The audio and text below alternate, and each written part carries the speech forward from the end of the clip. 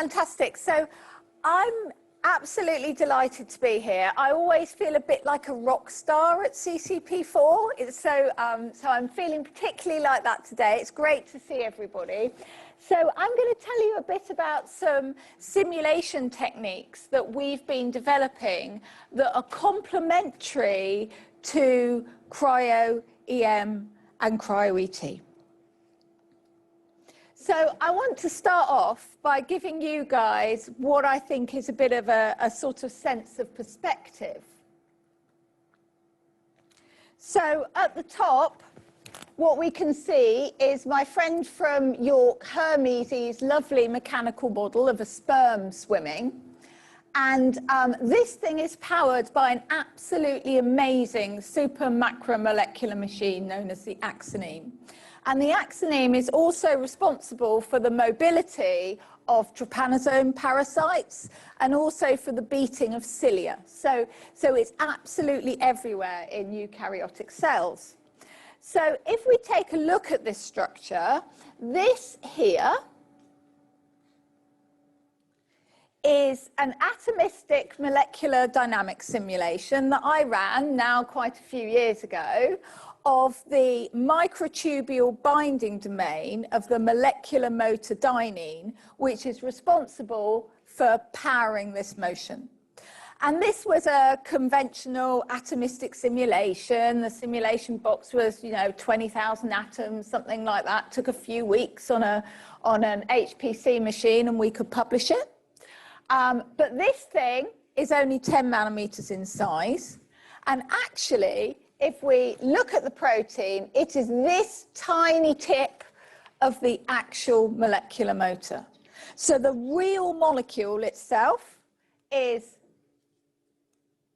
50 nanometers in length. And the only bit that we have a crystal structure for is the stalk and the motor domain. We don't have any structural information at atomistic resolution yet for the tail. So that's the actual dynein motor, okay?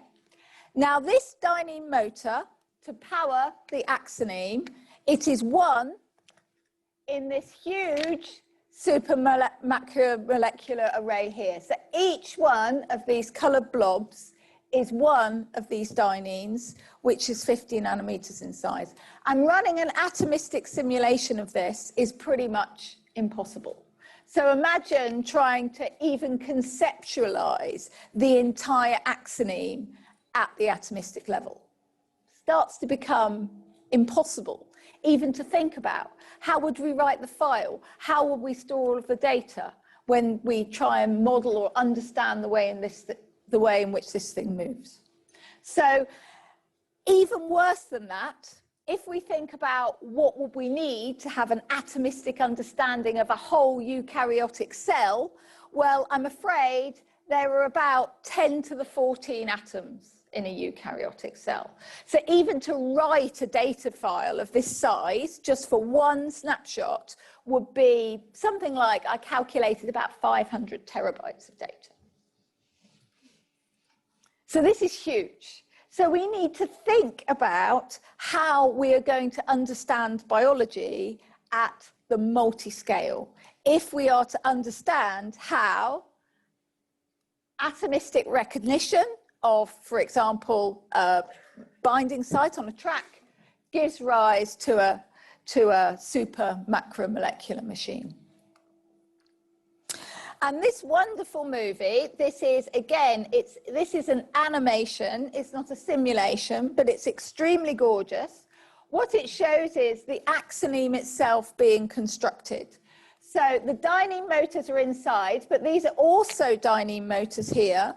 And these dynein motors are carrying the carrying cargo required to build the Axoneme right to the end of the microtubule. So, and these things you can actually look at with turf microscopy. So what we want to do is we want structural techniques to understand what the structures of these things look like, but we also want to be able to understand the dynamics. How are these things actually moving? They're molecular motors. That's what they do. They move and they change shape and they move things about. So we need to put some dynamics in. So I'm absolutely delighted that alongside the protein database, we now have the EM database. And of course, when I run an atomistic molecular dynamics simulation, and I grew up as an atomistic molecular dynamics simulator.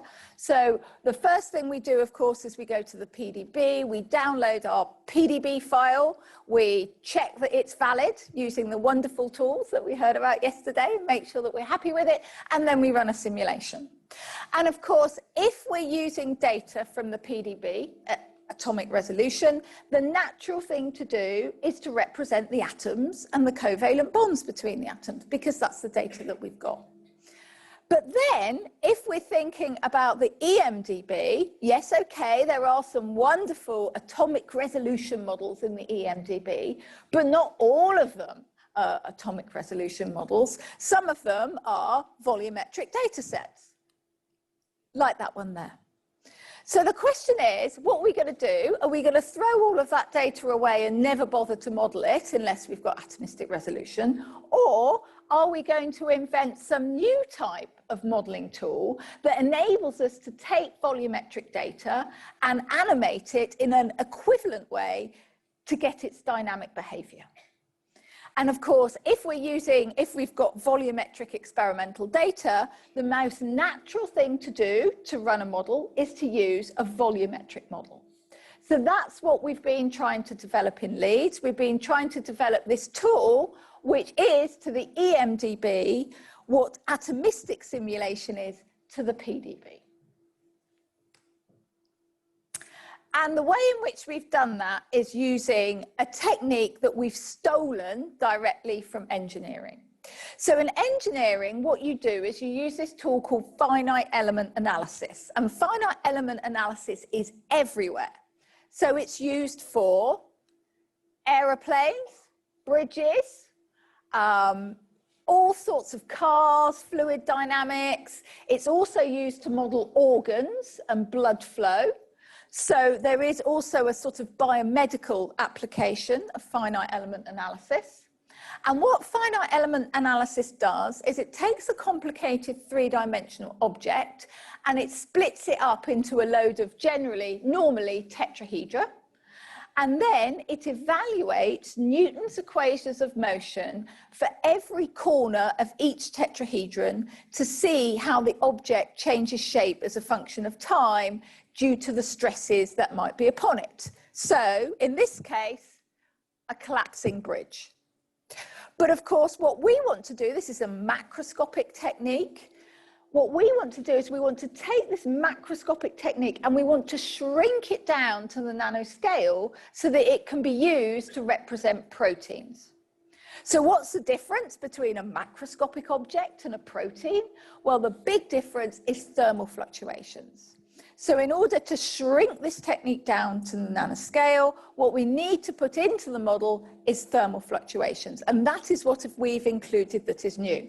So there's one equation. This is the equation for what we call fluctuating finite element analysis.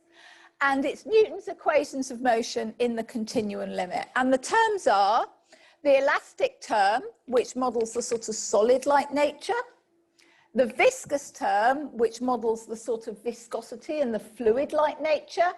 And this is the bit that we've added, thermal fluctuations. And then what we end up with is we end up with a tetrahedral object that's continuously changing shape. So FFEA is a continuum method for biomolecular simulation. It is only appropriate at length scales where the atomistic detail no longer matters. So we say between 10 and 500 nanometers. In principle, it has no upper length scale, but including the thermal fluctuations in the computation is expensive. So you don't want to put thermal fluctuations in if your object is so large that they are negligible. There are no atoms in this model. It's a continuum model.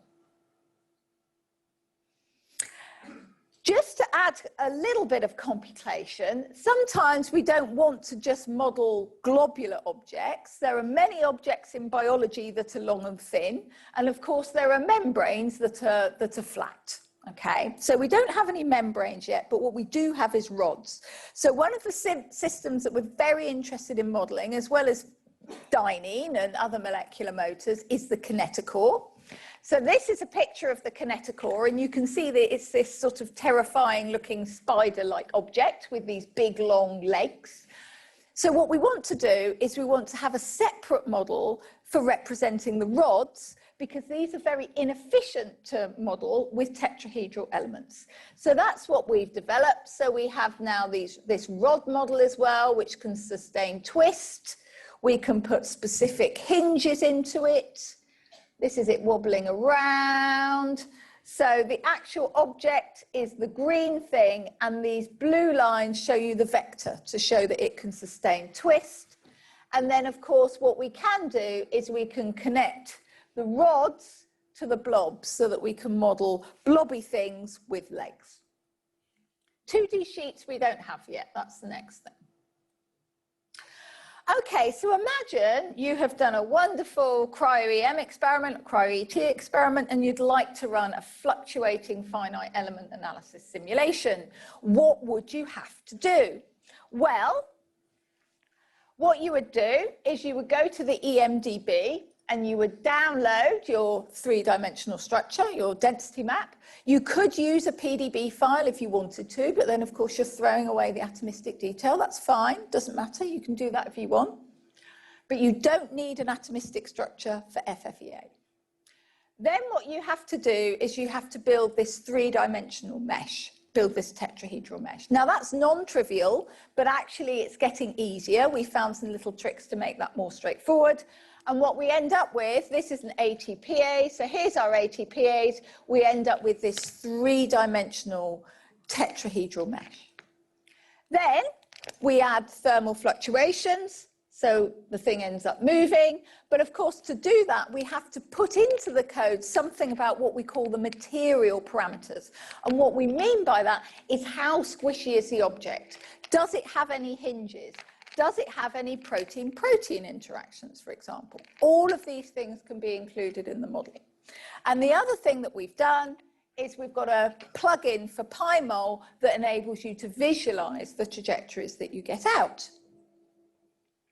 So the FFEA software, which is downloadable from Bitbucket, there are scripts to set up simulations, there's a visualizer, and there's version control, user support, manuals, tutorials, etc., etc., etc. They're not perfect, right? This is academic software written by our team, and we are a few very, very tired PhD students and very, very enthusiastic PIs. So I can't promise you that it's perfect, but we'll do anything that we can to help if you want to give it a try. So just to say something about protein-protein interactions, we have excluded volume interactions, and we also have surface-surface interactions that enables us to represent specific protein-protein interactions. So you have to put into the model how strong these protein-protein interactions are. The model doesn't tell you that, you need to put that in, but very often data is available from experiment for that. So this is the sort of thing we end up with, and you can see our little ball rolling across our surface. Yes, I'm a physicist, so it is a sphere, but of course with a little bit of imagination, it could be a drug delivery vehicle searching the surface of a cell to find its receptors to let it in. So what people always ask me is, how on earth do you parameterize this model? Well, of course, parameterizing an atomistic molecular dynamics simulation it's difficult and complicated and time-consuming, and it's taken communities decades of effort. When you go to the next scale up, you get a really beautiful surprise. Because actually, if you're parameterizing a mesoscale model, you can actually see the thermal fluctuations that you're trying to capture. So you can parameterize the model directly from experimental observations. if you have them. So an example here, a really wonderful example, is here is Dynene. So Stan Burgess, absolute superstar, he was able to get these conformers of Dynene from negative stain EM, and that tells you how flexible the tail is and how flexible the stalk is. So then what you can do is you can run many FFEA simulations with different parameters. So these are some that we ran. So we ran these things and fitted them so that they reproduce the experimental data. And these are the flexibilities. So this bit's the most flexible, this bit was the least flexible. We've done a similar thing with components of the kineticore. So here are some lovely negative stain images of the kineticore legs, NDC, ATC legs, and you can see that we've got this kink in there.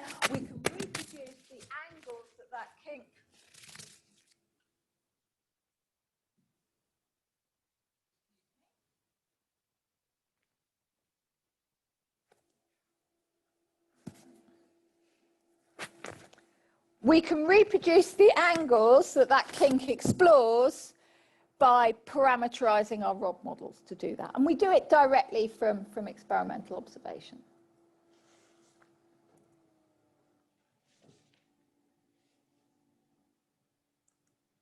So this again, this is not a simulation, it's an animation, and it shows Dynene walking along a microtubule, carrying cargo, I don't know, to build the Axoneme or to deliver some molecules in the brain or whatever it might be.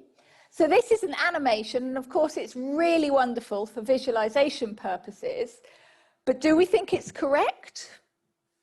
I mean, Dynene here is walking like a person, and Dynene probably doesn't walk like a person. Probably does something a bit, probably walks like a very drunken person because of the stochastic nature of thermal fluctuations. So the question is, can we use FFEA to reproduce the walking of Dynene?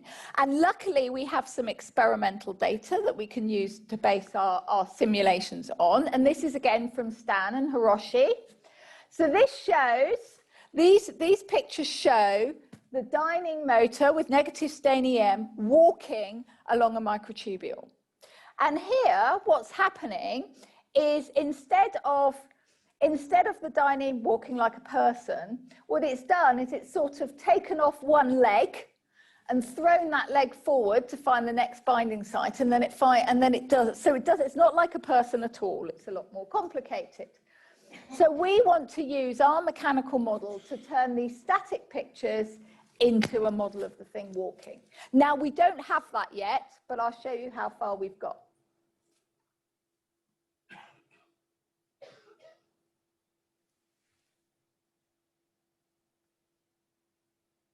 So this one is our first, unfortunately unsuccessful model of Dynene walking along a microtubule. And the thing we learned from this very quickly, so what we've done is we've bound this one to the microtubule, it can't disassociate. The yellow patches are the specific binding sites that Dynene likes to bind to, and the blue is the steric repulsion with the surface. And Dynene just falls off, it's non-processive, it doesn't walk. The thing that we had to put into the model to stop the molecular motor falling off its track was some weak, non-specific interactions between the specific binding sites. And I'll show you what that looks like. So now, as well as the specific interactions with the yellow blobs, the Dynene also has non-specific interactions, weaker with the blue blobs, and now the motor beautifully searches the surface and starts to glide until it finds its next binding site, and then it will bind. And then it can undergo its power stroke and all of that type of thing. So we can't actually get the thing to walk, but at least now we can stop it falling off the track. So that's some progress. Okay, so of course, very often we do have atomistic data, and we can in fact map This is a cheat simulation, okay? So this is 2 diamine dimers modeled coarse-grained with FFEA. And then because we know which tetrahedron corresponds to which group of atoms in the atomistic model, we can take our conformations and put the atomistic representation back. So please don't take the next simulation seriously. This is a cheat simulation. I have not run an atomistic molecular dynamics simulation of 2 diamine dimers. That would be hugely expensive. These things are about a microsecond long, so they would be extremely expensive indeed. What it is it's a coarse grain model with the atomistic details superimposed back in. So what this enables us to do potentially is to go up and down in length scale in a hierarchical fashion. And I think this is really the way we need to be thinking about biology. We need to think about the quantum mechanics of enzyme catalysis. We need to think about molecular recognition at the atomistic level. And then we need to start thinking about these larger super-macromolecular structures, molecular motors, up to organelles, et cetera, with increasingly lower resolution techniques, of course, informed by the fabulous explosion in structures that we're getting from cryo-EM and cryo-ET. So in order to gain a real mechanistic understanding of biology, what we need to understand is what I call this information staircase. So here's our information staircase. So information flows from the quantum level, from enzyme catalysis, from the burning of fuel like ATP, through the atomistic level up to the cellular level. But of course, information also flows back again. And it is my assertion that what we need to do as a community is we really need to start understanding how this information flow takes place, and what we really need to capture in terms of atomistic detail, chemistry and mechanics to understand these next length scales up. And my personal prejudice is that communication between the atomistic and molecular level and the mesoscale, so where we've just got blobs, this occurs whenever chemistry affects mechanics.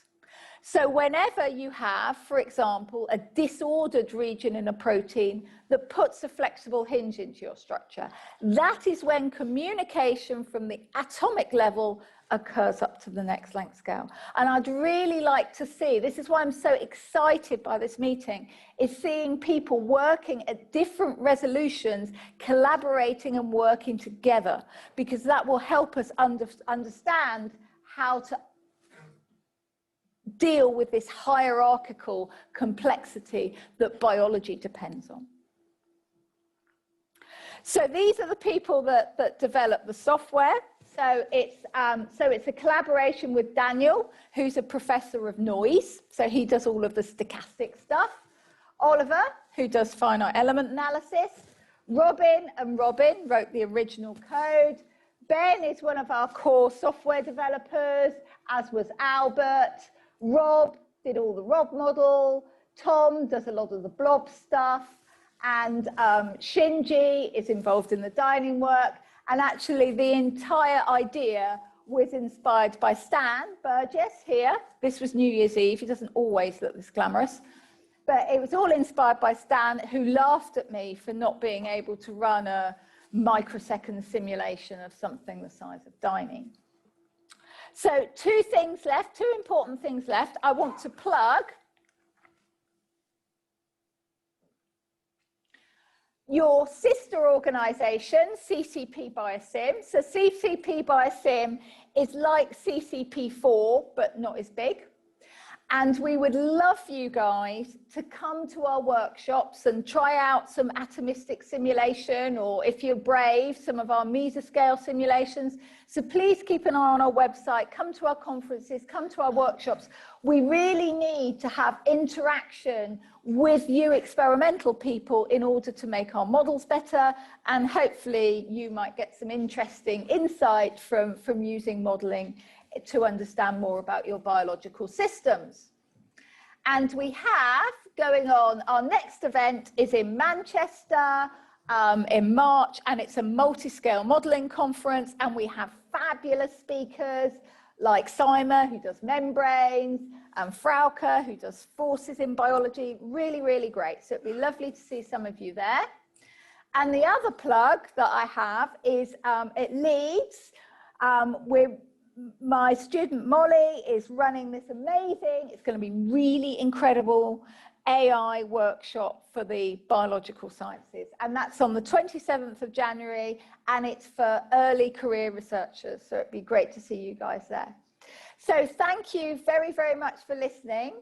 And I'd be delighted to take any questions or comments or criticisms.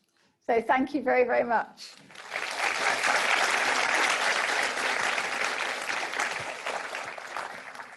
Thanks, Sarah. So comments, questions, criticisms?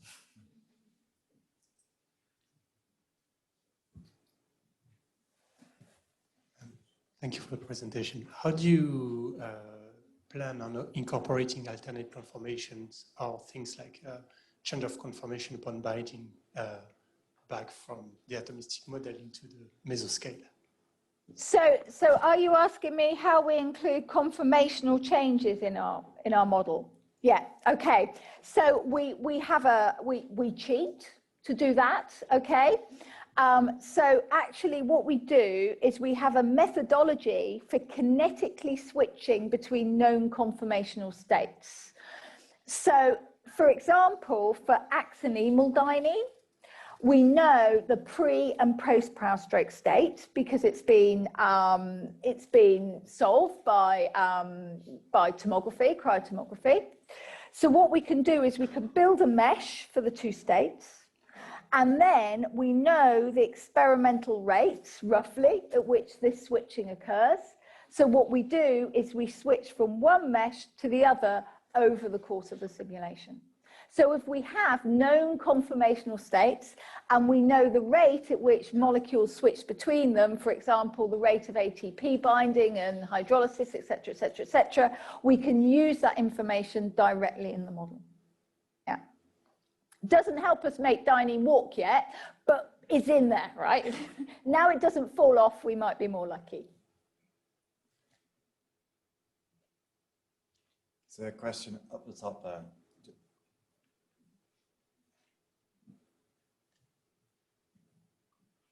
Hi, Anna Stock. I have a question related with the mesh. You mentioned that that's automatic. I know, for example, that a macro scale is very important and difficult to build a correct mesh. Yeah. So how automatic or manual is in here? Right, okay, so that depends a lot on what you're trying to mesh. So if you're trying to mesh something big and blobby, it works very well and it's pretty automated.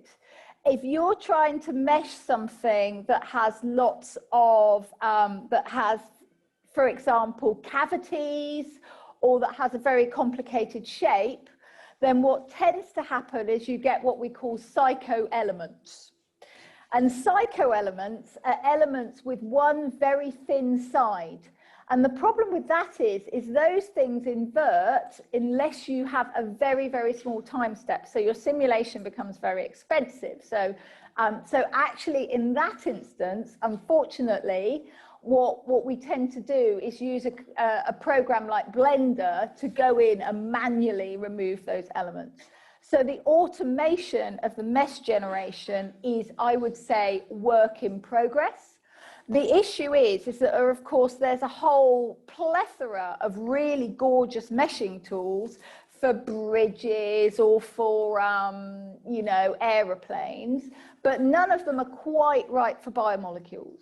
They don't do quite the things that we want them to do. So we're working on that with a team at Daresbury to try and sort that out. So I would say at the moment it's semi-automated. Sometimes it works brilliantly, and sometimes, quite frankly, it's a real pain. Thank you very much. Thank you.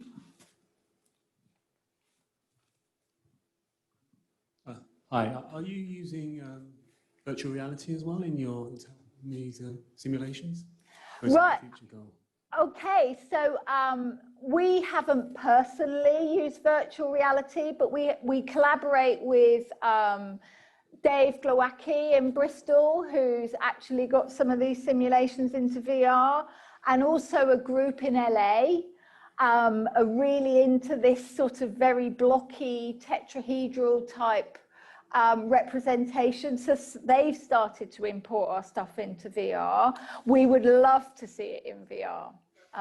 So anybody who wants to do that, absolutely, we'd love to see it. One last question. So you showed an ATPase, which is made up of lots of different subunits. Would you ever get a low resolution model of something has multiple subunits, and then split it up so you can model the subunit complexity? Because of course ATPase will go round, won't it? So yeah. I don't know how useful modeling ATPase is just something that's wobbling in and out is. No, we absolutely want to do that. That is completely and absolutely what we would like to do. So we're just trying to start a project now where what we want to do is identify protein-protein interfaces automatically and be able to assign those as sticky patches in FFEA in an automated way. Because at the moment, you have to understand a lot about how the file structures work to make the to put the sticky patches into the code. So doing anything complicated like an ATPase would be a difficult undertaking. So the next project that we're starting soon is to try and automate this. I don't know how easy it's going to be. I suspect it's going to be extremely difficult, but for exactly the reason you said, that's what we're going to try. Yeah. Yeah, so hopefully you'll come to one of our workshops and try it out and give us feedback on it in a few years' time. Okay, so Eva, we have 10 seconds. We're on time by 10 seconds. I hope you'll please. So let's thank Sarah and all our wonderful speakers this morning for some brilliant inspiration. Thanks, everyone. So before everybody runs off for coffee, there's a couple of logistical housekeeping issues. So number one, if you haven't checked out of your hall or hotel room, please do so now. Secondly, if you're a speaker, you're not allowed to have coffee until you've had your photo taken. So please come to the stage here, and then the obligatory photo will be taken. And then the final thing is, and this is particularly for people who are watching on the live stream, but also for those here, there'll be a feedback message sent out on the mailing list. And the organizers are particularly interested in facilitating childcare for young families to help people attend these conferences. But we need to assess the demand for this. So if this would be a good and useful thing, please let us know via that. Okay? Thank you, everybody, once again.